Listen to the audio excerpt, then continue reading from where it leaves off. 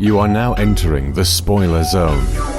The following podcast contains explicit plot details and pockets of profanity. You have been warned.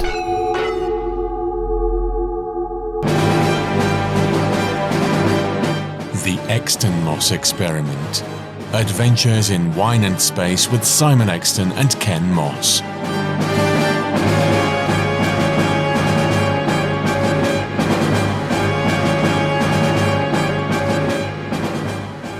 Hello everyone, and a very warm welcome back to the Exton Moss Experiment. I'm Ken Moss, and this time it's the first of two editions of the Very British Futures podcast.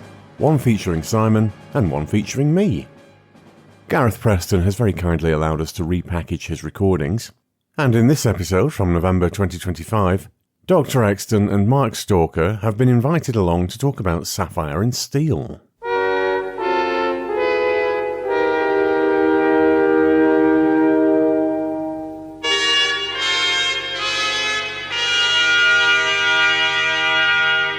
It materialised almost without warning. Peter J. Hammond had authored one or two scripts for children's fantasy dramas, but most of his work up to this point had been in police procedurals and one-off kitchen sink plays. Similarly, producer-director Sean O'Riordan had a long CV of conventional sitcoms and one-off thrillers, but together they created one of the most original, memorable television fantasies ever produced in Britain. Was it science fiction or supernatural? That's one of the questions we face when we enter the world of Sapphire and Steel.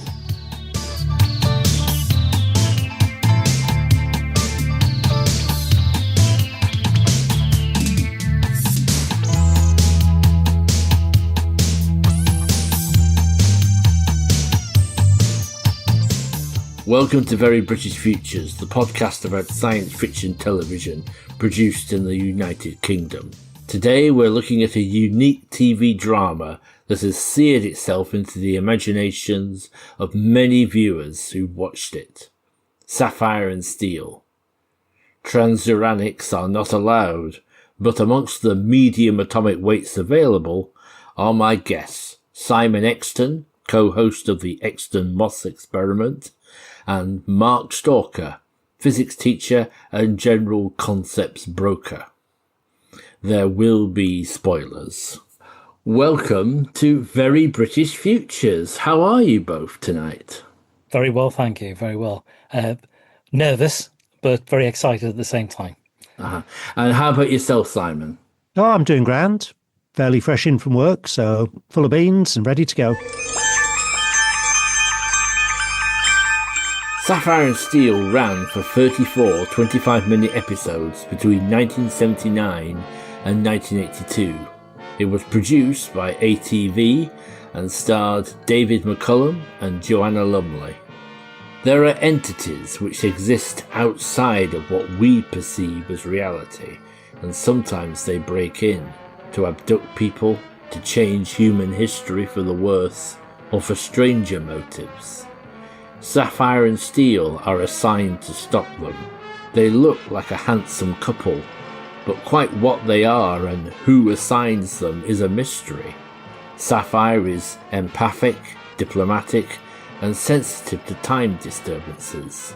She can even freeze and rewind time for short periods.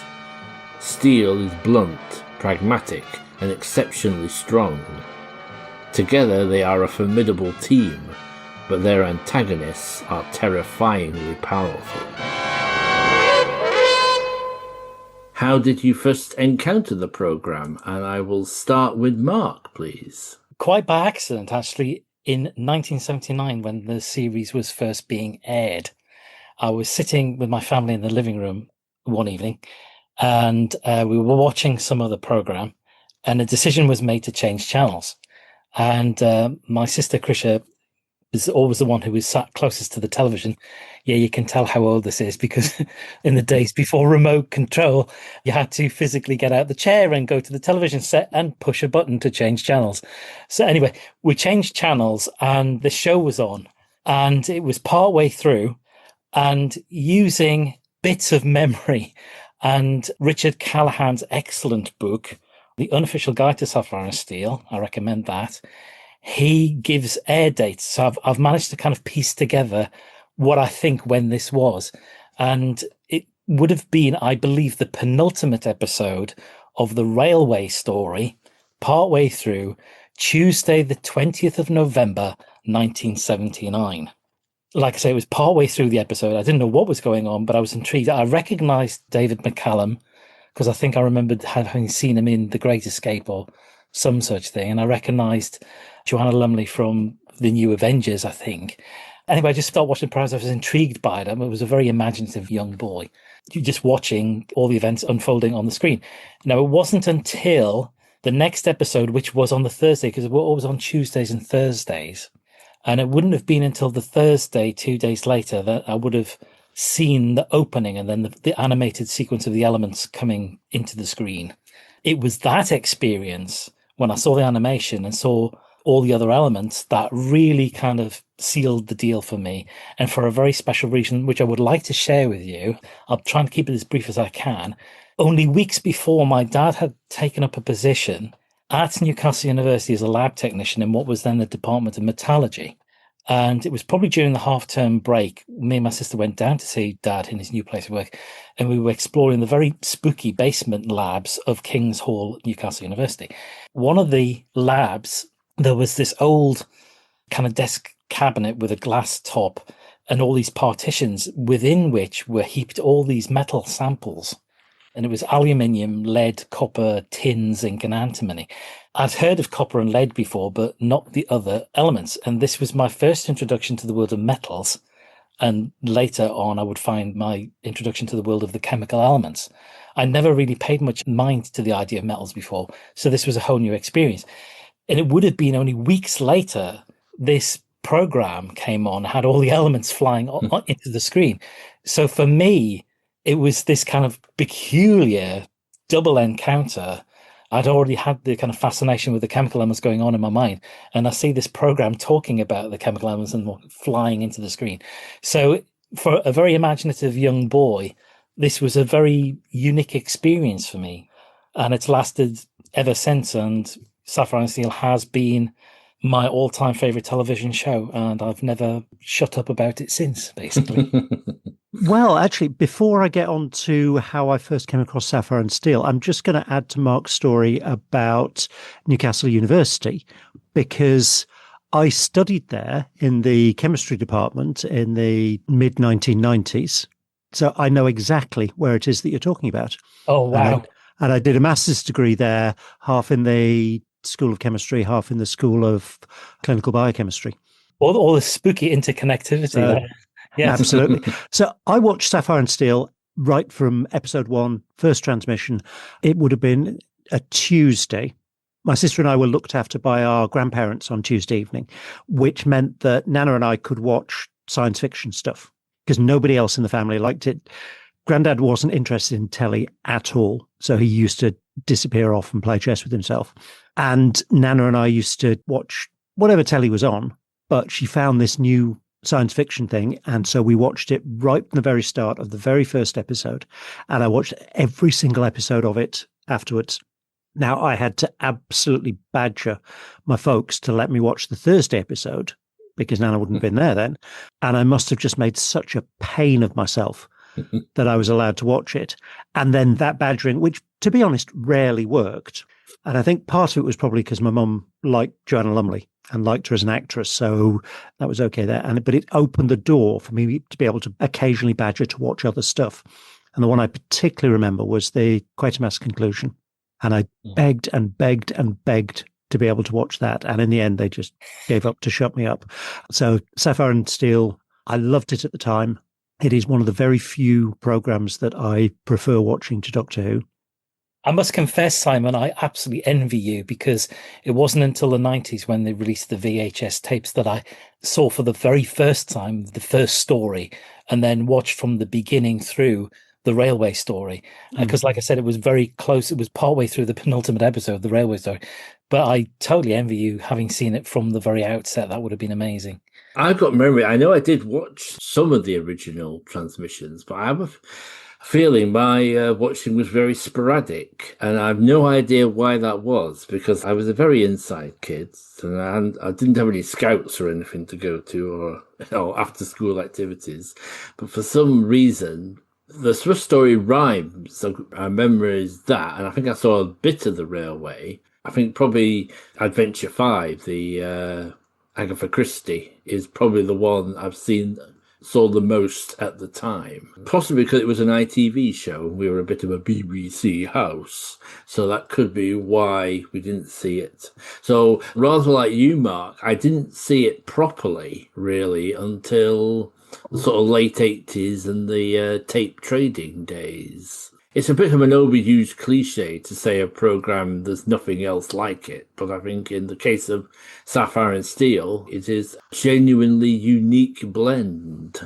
Yes, absolutely. Absolutely. And certainly at the time, because realistically, it's not science fiction, it's not horror, it's the very earliest television of genuine science fantasy. Yeah, it is very like that. It kind of stands alone in many respects as being a kind of combination of sort of science fiction and sort of fantasy and sort of detective work, but its blend is very, very unique. One of the things I find interesting about Sapphire and Steel is that it sort of breaks some sort of rules of writing, and one of them is about explaining itself. Because there are plenty of television shows over history that have become infuriating because of their lack of explanation and sort of lack of internal logic. And yet Sapphire and Steel, the more obscure and contradictory it gets over its sort of 4 or 5 years, actually the better, somehow the richer it seems. Yes, I agree. Yeah. And how do you feel about Simon? Well, I was going to say, this is part of my reason why I classify it as science fantasy rather than science fiction, because science fiction, you need to give explanations. It's an intrinsic part of the genre. Horror, you don't need to. Not knowing, getting to the end, and there still being the thing that's out there, or things that are unknowable, too weird to comprehend. That's an intrinsic part of the horror genre.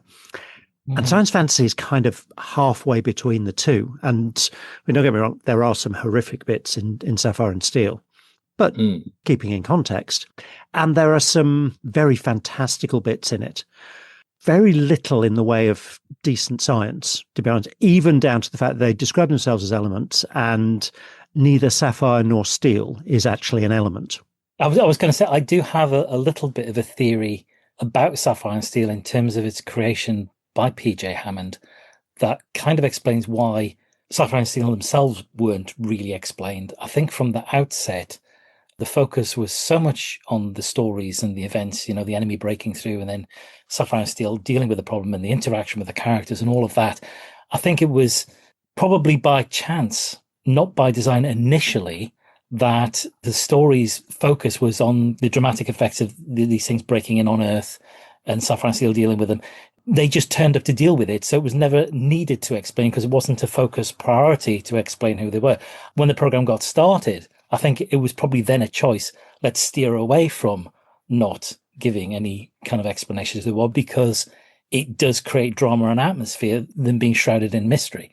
So I think from the beginning, it was probably just a case of let's focus on the stories. Let's not they just turn up. And then somebody asked the question, well, where did they come from? Oh, well, I don't know. I mean, P.J. Hammond has himself said in interviews, he's been asked this many times, and he doesn't know who they are, which is really, really, really quite fascinating. So you get that in a lot of P.J. Hammond's more fantastical writing. Now, for most of his career, he was police procedural, and he was things like Z-Cars. But there would be the occasional foray into something more fantastical. So before this, he'd done, I think, 4 of the Ace of Wands stories, and he wrote about half of the final season. So there are 3 of his stories that still survived, which are The Meddlers, The Beautiful People, and Peacock Pie. Peacock Pie and The Beautiful People, you never really get an explanation of what's going on. Have either of you guys seen Ace of Wands? I know of it, and I know that P.J. Hammond was, because he's talked about this in, his kind of bits of memoirs over the years, that he was, involved in Ace of Wands.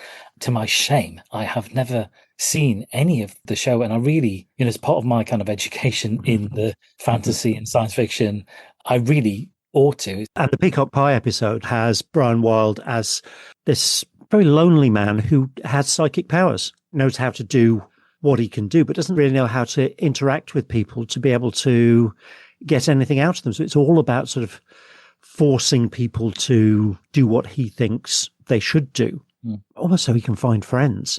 There's no explanation of how he got these powers. And at the end of it, there's no particularly big conclusion. He just realizes that he's not meant to be around people and wanders off. It's all very gentle. It's very fantastical. And it does have a feel of Sapphire and Steel about it because nothing is explained. Things are resolved, but there's no real explanation in that resolution. Peacock Pie is the one episode. I have seen that one of Ace of Wands. Like Mark, and after listening to your podcast on, I know Exton Moss has covered Ace of Wands. We've done them as individual stories. So Peacock Pie is one of the ones that we've done, and we've done a couple of the other surviving stories because we're fortunate that the entire third season survives, and that's 3 out of the 4 stories that PJ Hammond wrote. Okay, I have seen his script he wrote for Shadows, the children's anthology series. Oh, it's marvellous, isn't it? It is, and again, it does have a bit of the feel of a Sapphire and Steel episode about it. But this rather sad, small-time magician who discovers he can do an actual magic trick, which is making things disappear. And he actually gets his magic powers. Again, unexplained. It just sort of happens. Yeah, comes a cropper. I won't give away what happens to him. But again, you could see that being the basis of our Sapphire and Steel sort of story. And he wrote a couple of Torchwoods as well, which again had that whole fantastical element. One around fairies, one around circus folk. I mean, by that time, his reputation... He's the Sapphire and Steel guy, so that's kind of why they go to him. PJ Hammond didn't have a definitive answer over the years. I was wondering if either of you have had, in your own personal headcanons, is it something you've wondered about, who or what Sapphire and Steel are? I have very definite opinions and conceptual speculations about who they are. What makes sense to me, because I mean, these concepts are very, very high and very, very obscure. I guess the problem is, how do you relate chemical elements in one respect with living kind of beings with certain kind of powers and characteristics that kind of, in a bizarre kind of way, reflect the sort of chemical, nuclear and bulk properties of their material analogues? You know, the steel is a bit kind of dull and hard-boiled characteristics of kind of steel in a way. My personal concept is this, that they hark back to a much older universe. What we would call the Big Bang represents the start of the creation of material on our universe, but not the universe itself. I think that what you have is a much, much more ancient universe where you've got patterns of information that exist. Even back then, the universe is being bombarded and invaded in a pathogenic kind of way by these entities, you know, from ancient times. And, you know, the universe develops an immune system, and the immune system follows certain patterns. And then those patterns become more sophisticated and then sentient.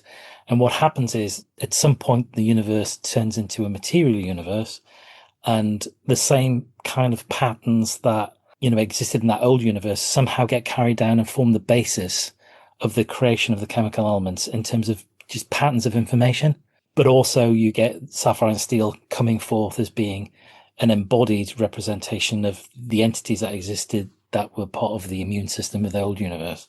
I know that sounds really bonkers, but what it means is that both the elemental agents and the material analogues are both successors to a common predecessor in a more ancient universe. That's my theory. What about yours, Simon? Actually, remarkably similar. You've approached this from the perspective of a physicist. I've approached this from the perspective of a medic. I think they're antibodies. Yeah. I think they are the reaction of the universe to an invading antigen. And on a sort of space-time level, the thing that breaks through is time as an invading antigen. And the elements, or the elementals, are an antibody response to that. So we're actually coming out with exactly the same concept. I don't have the pre-universe bit. You from the point of view of a physicist and me from the point of view of a medic. I think that they are both fascinating theories. I'm kind of thinking along similar lines. But what is interesting about Sapphire and Steel is that you're both talking about, these universal forces coming down. And you'd think such forces would be quite angel-like or godlike. They'd be sort of quite ethereal. Then definitely not. I think that's one of the genius things, that they are, both Sapphire and Steel they're definitely not human, but they have very human personalities. Interestingly, one of them, and I think it's Adventure 4 with the photographs, where Steel sort of complains about the specialists sitting around letting us do all the work, or sort of lines, which suddenly makes it sound like they're coming from somewhere very bureaucratic and sort of like office politics are going on, which is very different to any kind of sort of ethereal super beings. It's like the cosmic FBI. I mean, they're kind of like G-Man and G-Woman, aren't they, in a way? I mean, certainly Steel kind of comes across like that as being kind of a very hard-nosed kind of cosmic FBI agent ready to come in, and, the feds have come in, as it were. The feds of space-time have come in, as it were. And I mean, the way Steel behaves, he does behave very much like some, suited up, shirt and tie job, authoritarian type, having to cross all the T's, dot all the I's, that kind of thing. So he does look kind of almost like an office worker, as well as being this kind of space-time detective. And again, I have a bit of a theory about that, because in that story, they make a thing about how there are operators and there are specialists. Mm-hmm. And the two operators that we see are Sapphire and Steel. And specialist that we see is Silver. I'm not really sure quite how lead fits into this, although he kind of does a slightly different specialist role. And my theory is that you've got the true elements. So Silver is a metallic element, lead is a metallic element, and they are the specialists. And then if you take some of the skills from one particular element and blend it with skills from another element and blend it with skills from another element, then you end up with a sort of amalgam of elements, which are your operators. And that's where you have Sapphire and Steel neither being pure elements, because they bring along some of the skills of the more specialist one skill. And this kind of fits in with later in that story where they're trying to make a mirror. Yeah. And they're saying to each other, think about what Silver can do, think about what Mercury can do. And they bring that skill forward and turn it into a mirror. Yes, they borrow, because Steel says borrow from their minds. It's almost like they're kind of tapping into that kind of skill set, and therefore they're able to create the mirror because they tap into both Mercury's and Silver's kind of technical abilities. It's interesting. I tell you what, it's also interesting for me is that in the final ever story, story 6, very, very briefly, as always the case with these extra little bits of information, which are kind of just very subtly tied in with other bits of dialogue, they're having a chat with Silver, and Sapphire says specialists are never called in until operators and investigators have done their work. Now, in another interview, I have heard Hammond talk about this. Investigators, that third group, together with operators and specialists. This might interest you, Simon, but I imagine the Nobel gases to be kind of investigatory kind of people. Hammond has suggested that prior to the operators being sent in, a kind of reconnaissance team is sent in when a disturbance or an irregularity is detected. A team is sent in to gather some initial information from which they then create a brief and they then issue the assignments to whoever's available.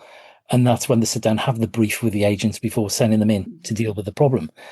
And I rather like that. And I always think that that would have made a very interesting story in itself, as, maybe exploring some of the elements that might be the reconnaissance team, just going in, sniffing around, trying to gather some information, walking around, some obscure building like an old library or something like that, just trying to gather information as to what's going on and then reporting back. I always found that a very fascinating idea. But Hammond has said he imagines himself that there's some kind of reconnaissance team is sent in initially to kind of find out some, initial information. And you're right, the noble gases would work perfectly from that, because they're impervious and they're able, as gaseous, they're able to go anywhere and wouldn't be affected by anything, but equally can't interact with anything. So, yeah, they would make ideal scouts. Yeah. Interesting. I like that. I like the way you put that, Sam. I never thought about that myself. That's all. Neatly come together. We've touched a little bit on sort of like the personalities. Steele's sort of pragmatism and coldness, and Sapphire's more sort of flirty and empathic, sensitive, more personality. But some of the most memorable moments are, in a way, when they go to the other end of the spectrum, both of them. So it's always quite shocking when it's Sapphire who does something quite ruthless or suddenly gets very tough. And similarly, when Steel becomes vulnerable in some stories. Well, what do you think about their personalities and the performances of those actors? The performances, that's an incredibly easy question to answer because they are just superb. Two brilliant actors, top of their game. There are whole sequences where there's realistically no moving visuals and it's just voice acting. Even at that point in time, I mean, you couldn't possibly imagine that now, but even at that point in television was really unusual. And particularly the Dr. McD Must Die episode, where you get elements like this, where they're there just looking at each other, surrounded by people, and you can hear the conversation that's going on, and neither of them are saying anything. And then there's the bit where Sapphire spectrally goes through the door and gets trapped behind. And all of that performance is her vocals. The bit where they're turned into photos and they're in that picture frame. And you can get the desperation of them trying to get out of the frame and the man without the face coming towards them and knowing that they're going to have the same fate of being burnt alive in the picture, which is horrible, an absolutely horrible concept. But the whole of that performance is put across using just vocals. And that really brings home just how brilliant and skilled they are. And it reminds me in a way of, I don't know if either of you know Marvel Comics. I know some Marvel comics. Right. The Canadian team, which is Alpha Flight, which is my favorite of all of the Marvel titles, created by a guy called Johnny Byrne. One of the very earliest issues has almost no pictures. It's an issue called Snowblind, and all of the panels are just blank white because it's the story of one of the characters trapped in a snowstorm. So all you get are the speech bubbles. But because of the way they're arranged and because of the shape of the panels, you get an impression of the story that's going along. It's very much like that. You have to have massive skill to be able to sell something like that. So to sell a comic book without pictures, to sell a TV program without moving images, that takes a huge amount of skill, both on the part of the writer, but also on the part of the actors. I think they are incredible performances. The performances are most definitely part of the reason why that original series works so well, without question. It's not just the performances.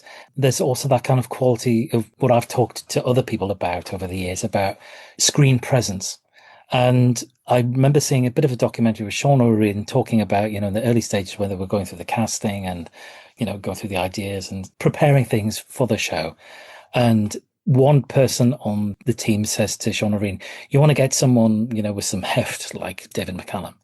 And Sean O'Reilly said, the funny thing was, he says, the person who he was answerable to says, love the show, think it's great, and I'll give you this additional budget of 5,000. And then they get David McCallum on board and he's phased 5,000. And this is what Sean O'Reilly says. He says, so, that's the budget shot to hell. It says by getting him on board. And then the discussion thereafter was says, well, if you're going to get someone like, McCallum on board to do this thing, you're going to have to pair him up with someone really charismatic. And, so you get the lovely Joanna Lumley on board. And together they just make a fantastic pair. They really do. It's not just the fact that their performances are so strong. It's that they're very, very memorable. They've got great screen presence and they had fantastic chemistry together. And that is one of the key elements, no pun intended, of, the original series, in my opinion. As to the idea of which one's the more ruthless, this is unusual. And I have given this consideration because there are times where their roles seem to flip a bit and Sapphire seems to be quite icy. In the penthouse suite where they're having to send the capsule back into the future. And Steele says, well, we can't just send this bizarre kind of creature that is a, genetic blend of all animals on Earth that's acquired all of this temporal power. We can't just send it back with them. And she says very icily, very coldly, they brought it with them. It's their problem. They have to deal with it. It doesn't belong here in the 20th century. They're going to have to deal with it. And she's very, very, let them suffer it. I mean, we've eased into it, I feel. Normally, with a longer running series, I ask people to pick a favourite episode to talk about. It's a bit more difficult with Sapphire and Steel because there's not that much of it. And I think it is, to my mind, this is my opinion, I think it's an amazingly consistent series as well. It doesn't have big highs and lows. It's all pretty consistently good. But I was wondering if there's sort of like particular moments or sequences that, sum up to you why we all like this series so much. Do you know, this has been a nightmare for me because I have prepared notes and I have listed. Now, you talk about this being a short television series, which it was, but, it's a bit like an espresso. It might be a small drink, but it's a very, very intense one. And when it comes to the memorable moments, there are so many moments, so many scenes, and so many quotes that I love. The thing in my head that absolutely sums up why I love Sapphire and Steel, and it's one particular scene, and it's in the fifth story while they're working out what's going on, and it's Sapphire and Steel just together with their glasses of champagne in the library, and it's that whole looking visually amazing, superb performances, just looking effortlessly classy, but with really interesting, weird stuff going on as well. My dear Virginia, you haven't got a drink? Well, that's perfectly No. Leave it to me.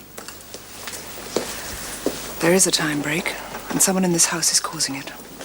What about this room? It's the same as the bedroom, Nothing later than 1930? except that door. And that's? Out of place, would you say? It is rather, thank you. Champagne? No, thank you. Chin chin. What's he talking about? Say chin chin. What? He can't drink until you say chin chin. Chin chin. See? That kind of sums up why I love Sapphire and Steel. Well, God, yeah, right. I think what really set off the program very well is where they go to do kind of an experiment in Helen's room in the very first story. They're going to replicate the conditions that brought about the time breakthrough. And Steele is almost kind of, in a very laboratory kind of sequenced kind of way, talking to Sapphire, we're going to do it this way. You're going to read this out. If I say back, reverse the order of the words. And that whole sequence gradually, and it builds and builds, and it's amazing. She just reads in a very plain, matter-of-fact kind of way, the rhyme, ring a roses, a pocket full of posies, a tissue. And then you hear the kind of clocks increasing in intensity. And then the next thing, when she reads a bit, and all of a sudden you hear the clocks stop. The editing just goes around the room and you see the clocks dead. And then she starts reading the bird upon the steeple and on the door in an echoed kind of a way sits high above the people. And then there's this kind of almost breeze that comes into the room that's blowing around. And the whole scene just mounts and mounts and mounts. And progressively, as Sapphire reads through more of the rhyme, the wall gives way, time gets distended. You see this creature from this kind of human from some other time walking along the corridor, as it were. And all these images of other people who presumably have got trapped in time, all kind of tied in throughout the centuries, but tied into the same kind of event where time breaks through. It's almost like simultaneously breaking in at different points and capturing these various people. You see this woman carrying a candle, she screams and disappears. And that whole sequence, I think, is brilliant because it's very, very early on in the very, very first episode. And it just sets the tone of the whole kind of Sapphire and Steel atmosphere that, that the reading of a nursery rhyme, almost like some kind of bizarre scientific formula in the right temporal contextual conditions, kicks off this whole collapse. Ring a roses, pocket full of posies, a tish, oh.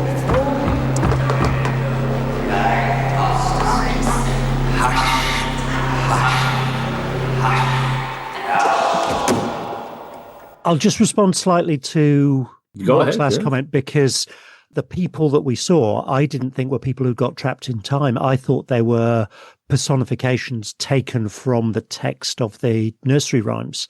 So Ring a Roses being about plague, and you saw a plague victim.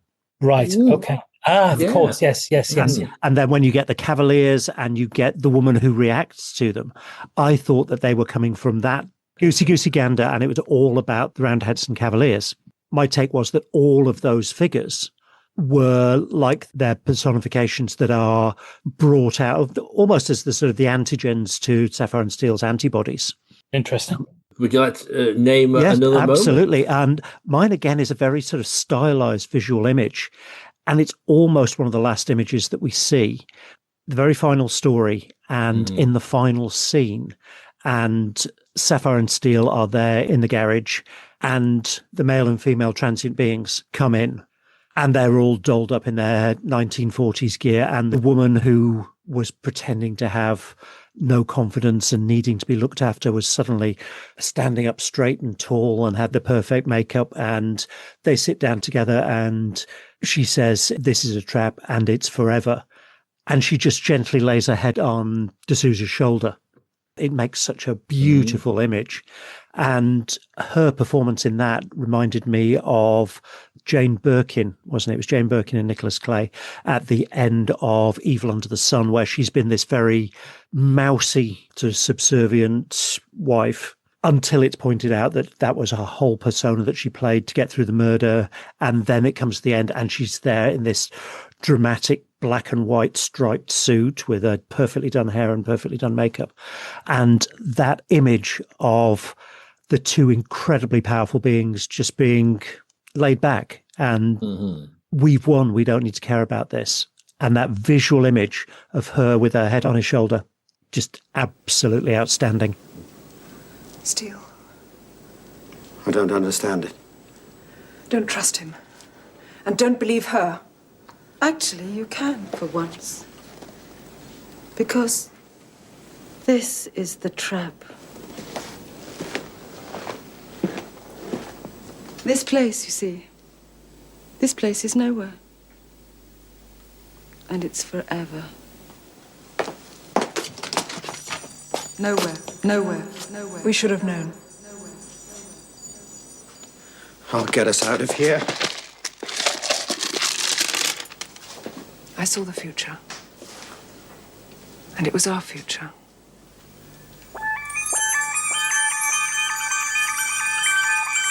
It is an amazing moment. My personal take is that she all along is not just very strong and confident. I think she's the commander of the kind of like negative assignment to get rid of Sapphire. I think she's the one in command. That's my impression from that. Yeah. And that scene is one where they're trapped forever. And is one of the most chilling and unsettling scenes I have ever seen in a show. I mean, it was so dismal an ending. It was, I don't know how to encapsulate it really. But anyway, moving on to another one of my personal best scenes. I've mentioned that Sapphire and Steel is my all-time favorite television show. My all-time favorite moment is on the staircase in the photographs where they're in the house. Sapphire detects something has been on the stairs. And of course, you know, it's the photograph of an entity has been standing there some minutes before. And she picks up on a few details. And there's all this kind of interesting conversation about the nature of this thing. And she can't quite get a grasp on it. Anyway, Steele does a bit of walking around and says, you know, when was he on that stair? It's all about 7 minutes ago. And they decide to take time backwards. Sapphire does her prep for this particular section of the stairs. And she starts to take time backwards. And then Sapphire gets this horrible chill as if something's going wrong. And Steele says, well, if it won't come back. And she says, it has to come back. In one form or another, it has to come back. And she goes up the stairs and she's looking there and she focuses all her attention. And then you just get this amazing use of special effects, which Sapphire and Steel always underplayed, which I thought was very important. You get this kind of smudging effect of the atmosphere and this horrible echoey voice of the photographic entity reprising what he had said to Liz's character when they were talking on the stairs. It's almost as if the photographic entity is exploiting and repurposing its own conversation with somebody else to address Sapphire in almost kind of like a challenging kind of a way. Because she's saying, you know, show us who you are. But you've seen my face. Why should I hide? It's almost like the entity's coming back in time, but he's kind of manipulating his own kind of coming back in time. In the background, you hear this horrible, distorted kind of screaming of a female voice. And I'm assuming that it is the Ruth Phillips character who's trapped in a photograph. Sapphire, by tapping in, she's kind of releasing some of the, disturbance that the shape is bringing about the entrapment of this character, Ruth Phillips. And you just get this horrible, distorted screaming and this blurring on the staircase. I absolutely am just entranced by this particular woman. Like I say, it's my favourite overall scene within the entire series. Certainly conveyed it there.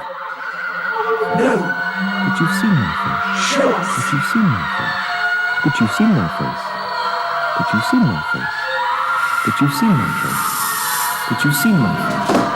But you've seen my face. Find it, Sapphire. Its real shape. Let me see it. Why should I hide?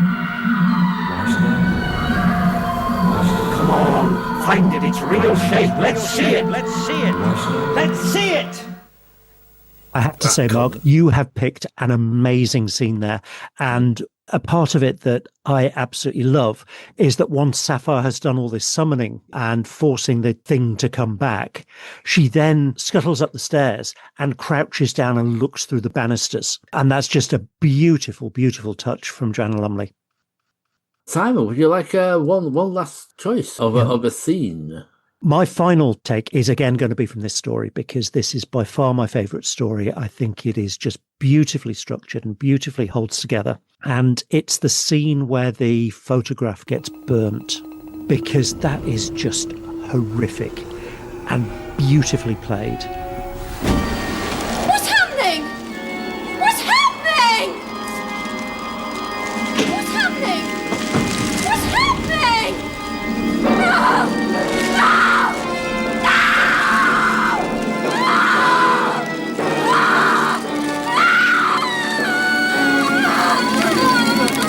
Take time back. Save them. Again, very powerful audio performance. I mean, coming back to the Ruth character. And the bit where a little bit later on where Liz comes back saying, could I have the picture that you had of Ruth? And it's gone. And she's not in the picture anymore because she has gone. But the concept of trapping somebody in a photo and then burning the photo and be able to hear them screaming as they're burnt alive, that was phenomenal. I'm glad you mentioned it. That's one that stayed with me, the utter horribleness of it. And especially, and it's amazing, you're talking about vocal performances, because we've never met Ruth, really. We've only heard her voice a little bit, and it still feels absolutely tragic. She dies in that way. Yeah. And the bit where you see she's there in the photo in the window, and as you hear her burning, you just see her fading from that photo, and then it's gone, and she's gone. Mark, would you like any comments on that one? That one, again, is on my list. I mean, because it's brilliant. And if I might just add something to it, the whole lead up to the burning scene where Sapphire is holding conference with Ruth by talking to the photograph. It's bonkers, but again, the atmosphere is just off the charts. And again, you don't need special effect. What you can achieve by way of sound, the studio-bound voice of Ruth from somewhere else, as she's talking to Sapphire, echoing, from the photographic universe, as it were, that whole lead up towards the burning is equally just amazing. And her performance is groggy, as though she's just been woken up or summoned from somewhere, and as though she was sort of trapped in this two-dimensional world where she couldn't fully integrate and couldn't work out what was going on. Yeah, and she says, because I've been thinking a lot about stuff recently, it's a bit like I had an operation as a kid. It's a bit like that, under anaesthetic in an operation. Kind of neither here nor somewhere. It's absolutely amazing. I'd like to touch a little bit on the production side of this. That's part of the appeal of Sapphire and Steel, that they do a lot with not a lot.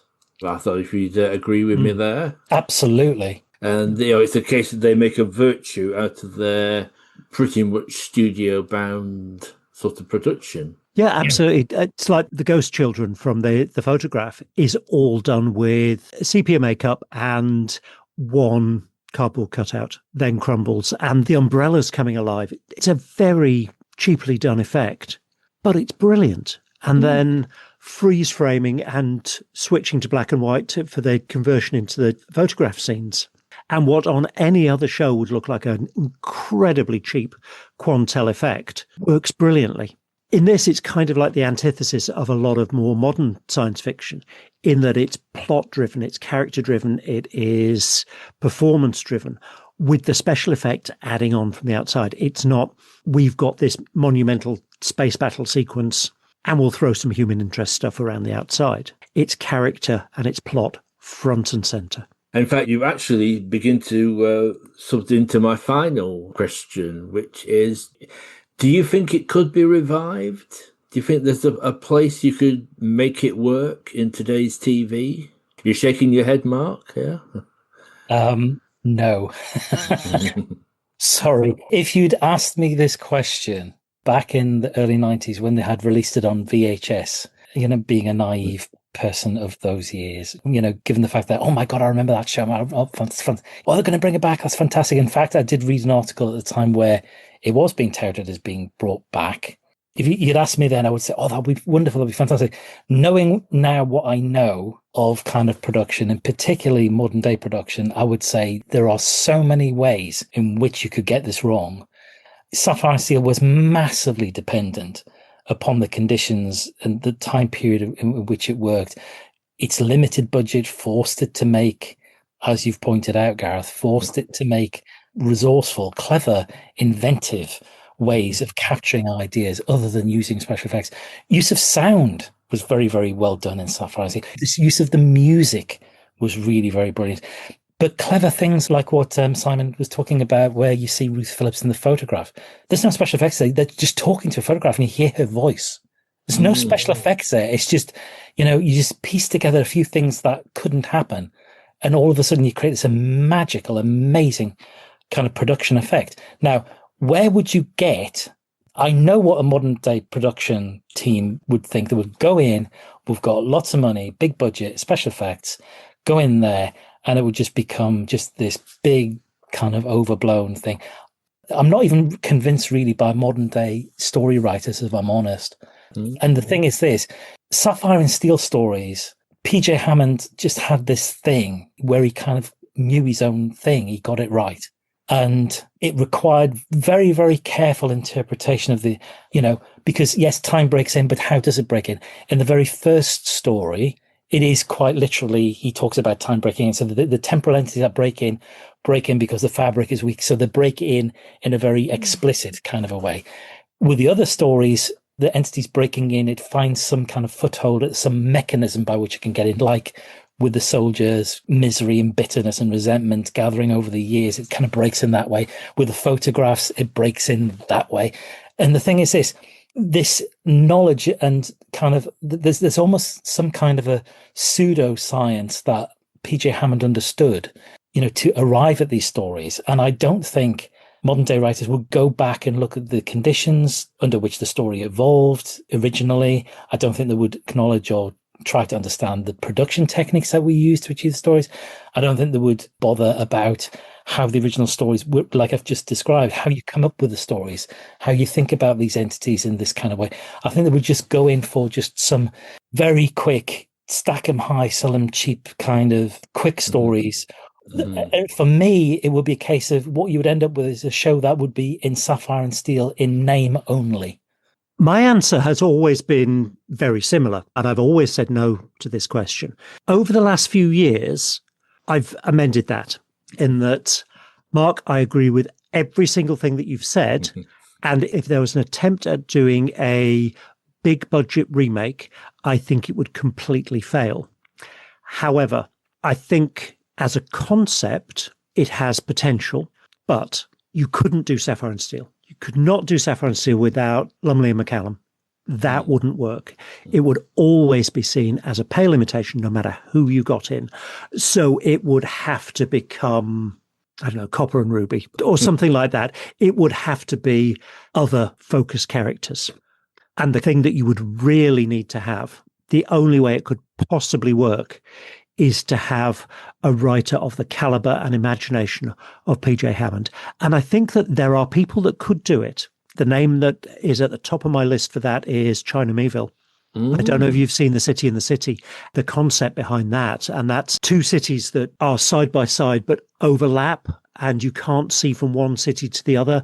But it's never clear whether this is a cultural thing. So kids are raised to ignore part of the other city, and you're taught to recognize which bits of dress and architecture and everything point towards the other city, and you ignore that, or whether there's actually some sort of weird metaphysical overlap. And at no point is that explained or made clear, or does it need to be. And I think he has the kind of imagination, and the books that he's written, so things like Perdido Street Station and The Iron Council, and my personal favorite above all of them is Kraken, which I think is just brilliant. But he has that kind of perceptual imagination for the weird behind the ordinary.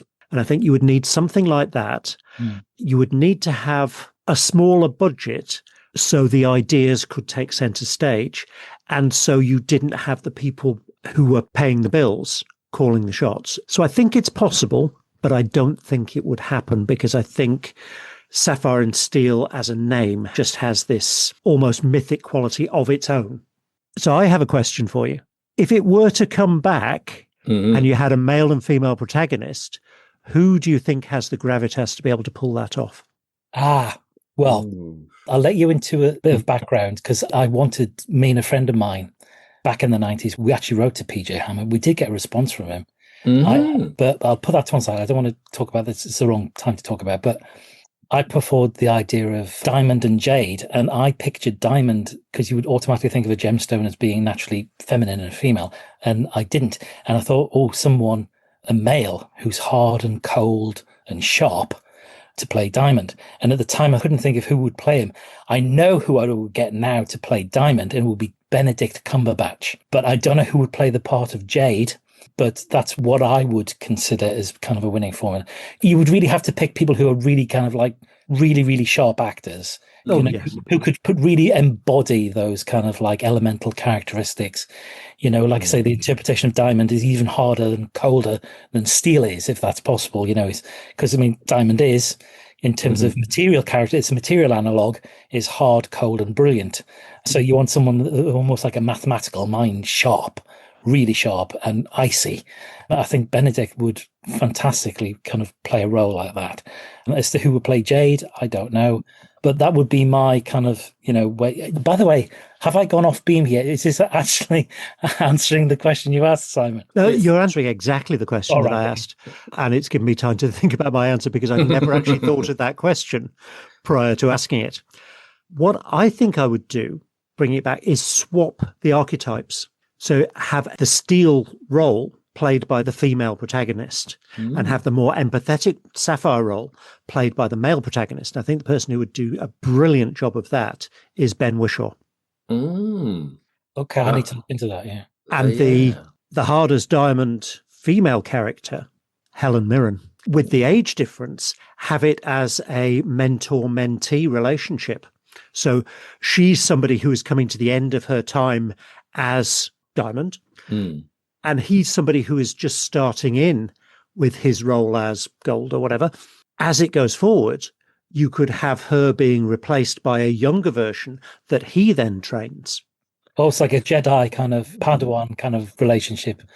But it's a sort of zigzag thing. Yeah, it's a zigzag kind of thing. Yeah, that's very interesting. I like the way, and I like the way it puts a bit of space between this revival and the original one, which I agree you would need. You couldn't just have Sapphire and Steel. It would have to be something from the world of Sapphire and Steel. So things like that, but they're all ones that are sort of off on the schedules. They're not front and center on BBC One. They've not got a million different executive producers, each wanting to blandify it into something that they can be certain will be a hit.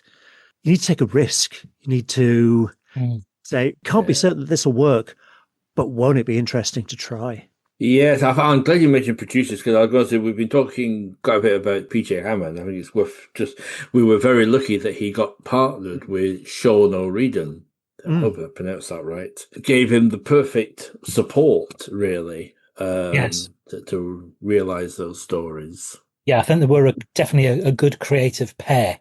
May I just quickly ask Simon a quick question? I'll keep it Go ahead, please. Yeah, fire off. So I have for myself created my own elemental avatar, who's my alter ego. Do you have an elemental avatar from the periodic table or beyond the periodic table of your own? Someone who would be your kind of elemental soulmate, do you think? Oh, God, no, I don't have anywhere near that much ego. Sorry, that was a horribly rude thing to say. But if I was to pick an element of the periodic table, and I would obviously have to pick a character to go alongside it. I'm not going to pick one of the standard metals. They're not interesting enough. So I'm going to want something P block. Somewhere around the middle. How about iodine, the medic? No. All right. That is a very Gallium. Yeah, and I know I've just picked a transition metal, but... No, gallium is P block. Oh, God. And I've got a degree in chemistry. They need to take that away from me now. But yes, you're right. It is. And it expands when it cools. And it has... a low melting point. Yeah, it's one that you can make a spoon of and it will dissolve in a cup of tea. And I quite like that kind of... It's not quite what you think. Almost a sort of sleight of the hand eccentricity. Very good. I'll go with gallium. Gallium. Excellent. But if you ask me that question again tomorrow, I'll probably come up with a different answer. And how about yourself, Mark? Lanthanum, and it's because the ancient Greek word for lanthanum is lanthanine, which means to lie unseen. So I imagine this element has the capability of kind of submerging himself into space and time at a lower level to detect what's kind of going on. So he has very special characteristics. So he's a technical element, a specialist, but a specialist with very unusual abilities. So lanthanum is my kind of alter ego kind of character. It would be very interesting to explore as an idea the character of lanthanum, I believe. Lanthanum fluoride was the original anti-glare coat on lenses, wasn't it? Oh, I don't know. I'll need to look that up. It might have been. It was certainly one of the rare earth fluorides, and I thought it was lanthanum. It may be. I need to look that up. Yeah. Protective. On that bombshell. Well, I was going to say there's one thing that we haven't discussed, because we talked about the show coming back and not mentioned the fact that the show did come back with Big Finish. And did either of you listen to those and have thoughts about them? I've been waiting. Hello, Steele. It's been a long time. Yes. I can hear you. I know you're around here. Why don't you show yourself? I only want to talk to you. I want you to tell me about this train. This is a choo-choo train, puffing down the track. Now it's going forward, now it's going back, going back, going back, going back. You're too good at this game, I give up. Do you hear me? You've no need to stay hidden now. You've beaten me. Now the bell is ringing. Now the whistle blows. What a lot of noise it makes. Everywhere it goes. I'll answer this one first. Actually, I listened to the first season.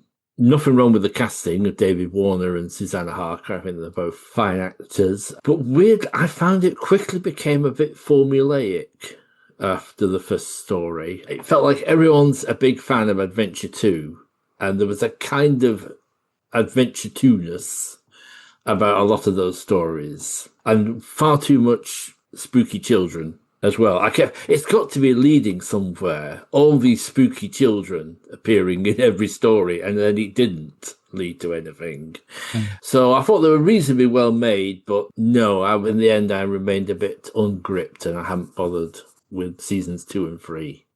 Mark, have you heard any of these? Yes, I did. I didn't hear all of them. I bought a few of them when they first came out. The one story I felt was really quite effective.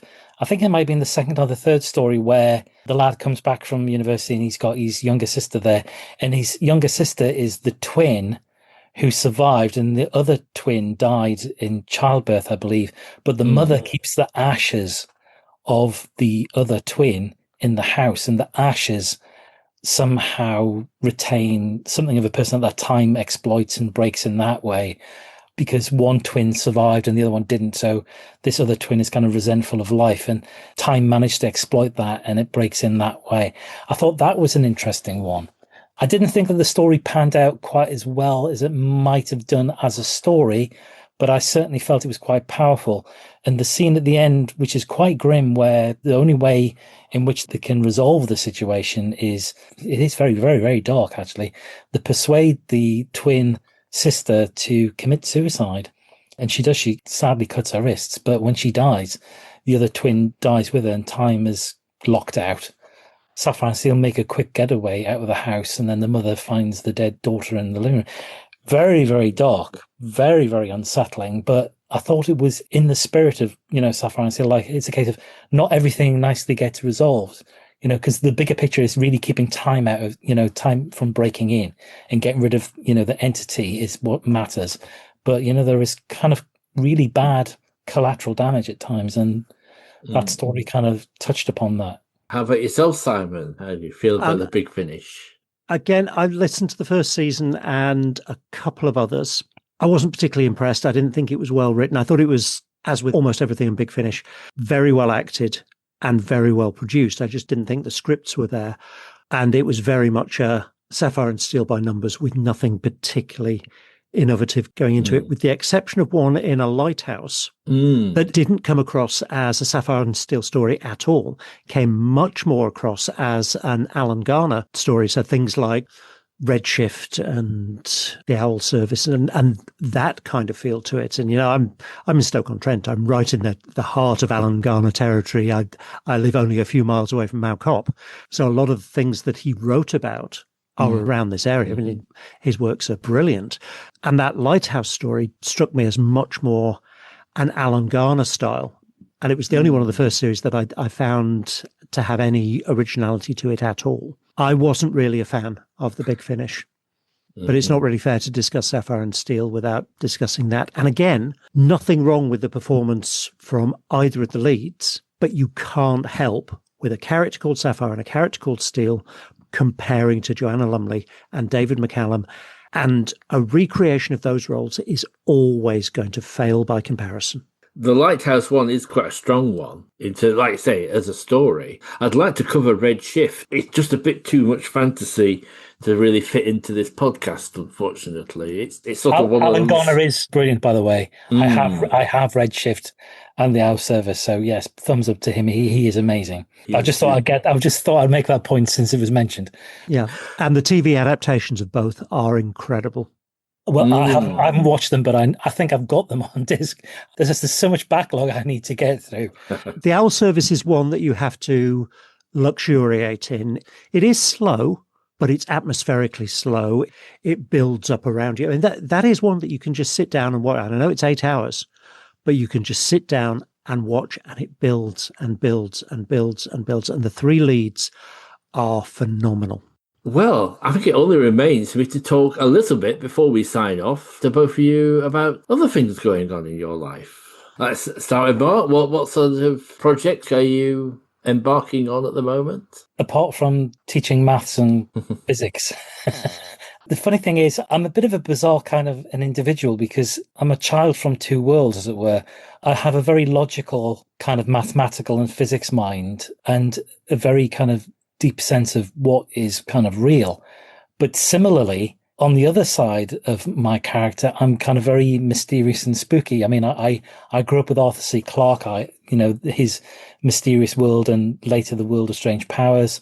I've always had a fascination for ghosts. I do believe in the existence of ghosts, not in a spirit kind of a way, but as a phenomenon. I have my own theories about that.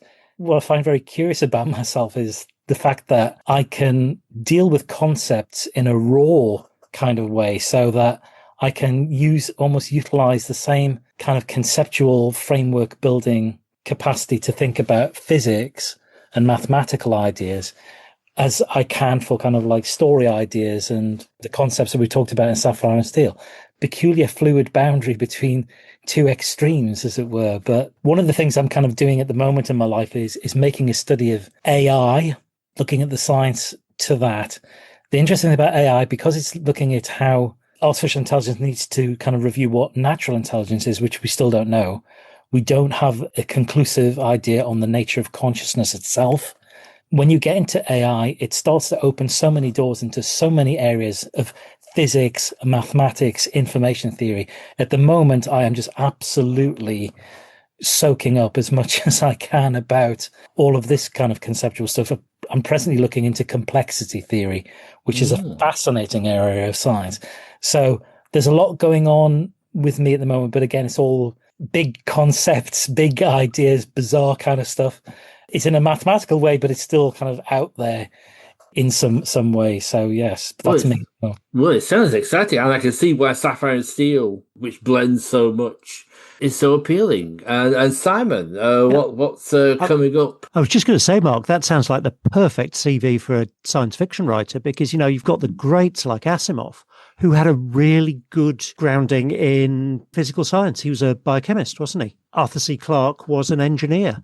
So you need to start writing stuff. Yes, I need to get I would definitely read it. Yes, definitely. Yes. Get finger to keyboard.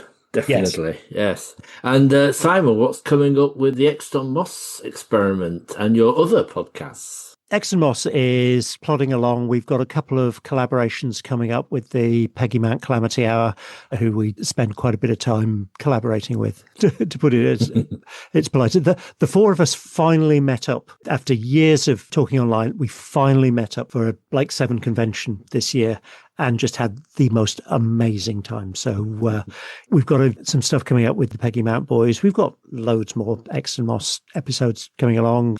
We've plans to do more collaborations, and I think you're planning to come on one, aren't you?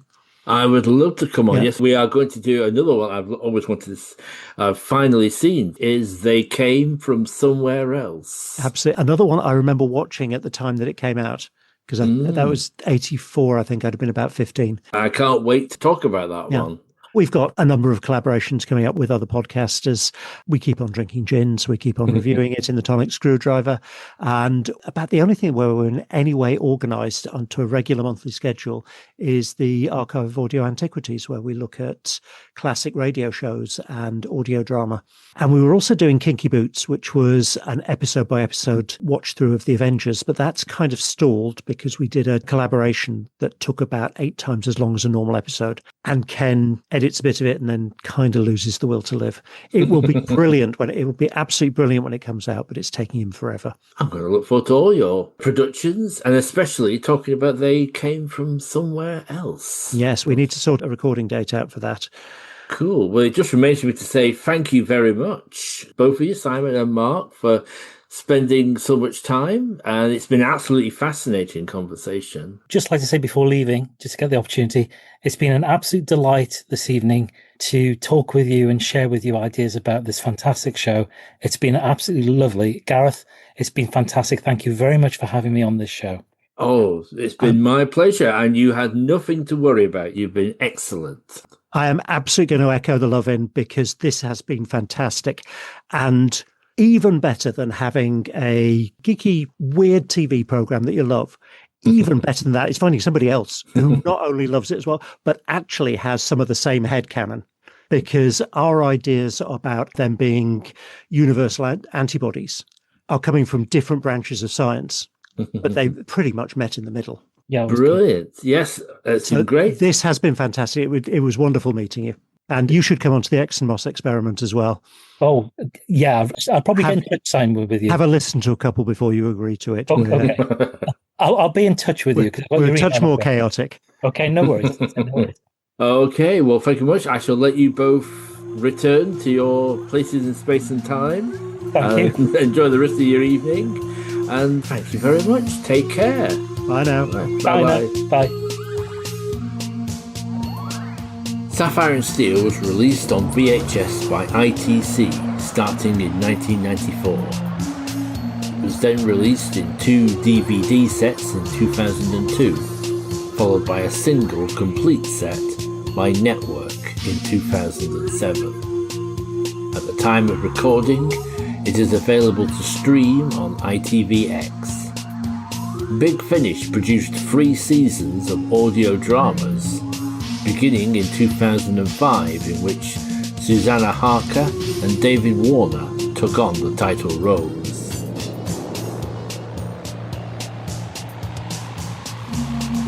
Very British Futures is hosted and produced by Gareth Preston, with guests Simon Exton and Mark Stalker. Music by Chattery Art. If you can take a moment to rate us on your podcast app, that would be much appreciated.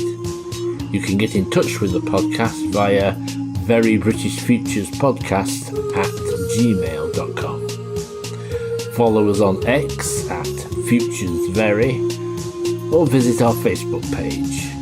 This has been a Phantom Frame production. Thanks to Gareth for letting us have that episode for the archive. And while I limber up for my own appearance next time discussing Terrorhawks, I'd better go and try to scoop Dr. Gallium out of his hot bath. Thanks as always for listening, boys and girls. Ta-ta. The Exton Moss Experiment featured Simon Exton and Ken Moss. All featured soundtracks are the property of their respective producers, and no infringement of copyright is intended. Title music was performed by the BBC Symphony Orchestra, and the programme was produced by Maverick Productions.